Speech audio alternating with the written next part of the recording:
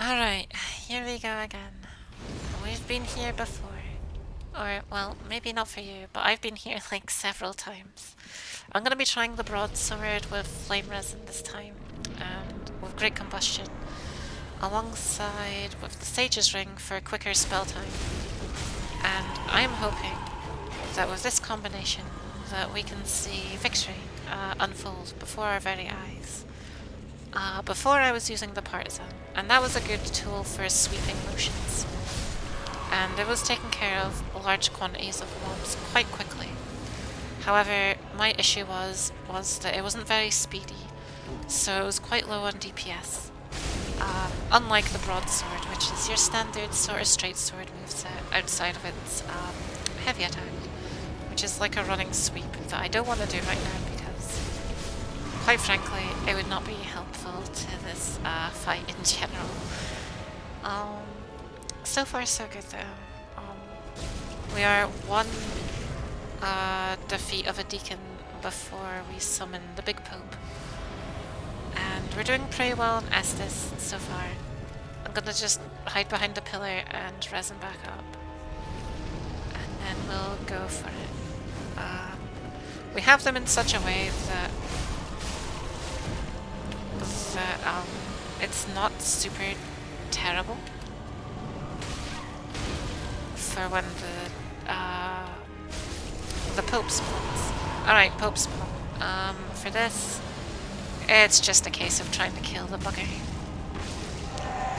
So I want Sage's Ring because I really don't want to be hindered by cast speed. And I have been hindered by it in the past, and it has caused me some issues. And frankly, I would rather not have issues. I want a pain-free defeat of this boss. Especially after all the pain he's put me through, personally. You could say I'm having a crisis of faith. That's so funny.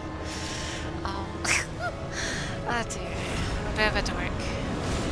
Please forgive me. Or don't. I guess that's up to the deacons. If I decide to repent. But quite frankly, I don't feel too inclined to. Alright, I'm gonna run behind the pillar. Or the... whatever this is. And re-resin. I got 6 Estus left. So, I'm making use of my situation, I think. No. This is bad. So, I'll die if the curse gets too much. And unfortunately, I think I need to take care of these purple boys at the moment. Because they are healing. They're healing the main pope. And we don't want that, personally. Okay.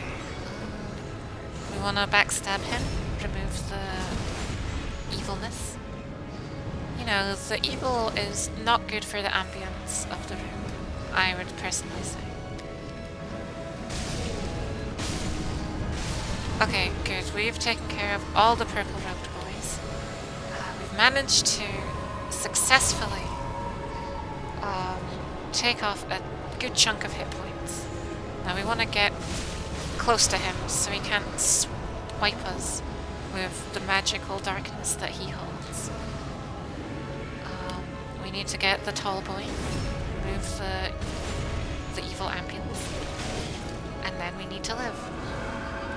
Sounds easy. It's a little difficult in practice, but we're doing our best. And then we just want to avoid getting comboed out, which is hard. The room has grown evil. But we prevail once again. No, we don't. We got slapped. That's okay. We have 3 Estus left now too. And I feel like it was wasted because I don't have my shield buff anymore. but we're doing our best.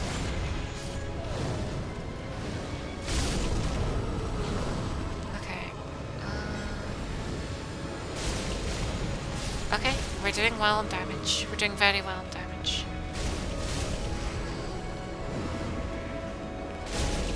And this is it.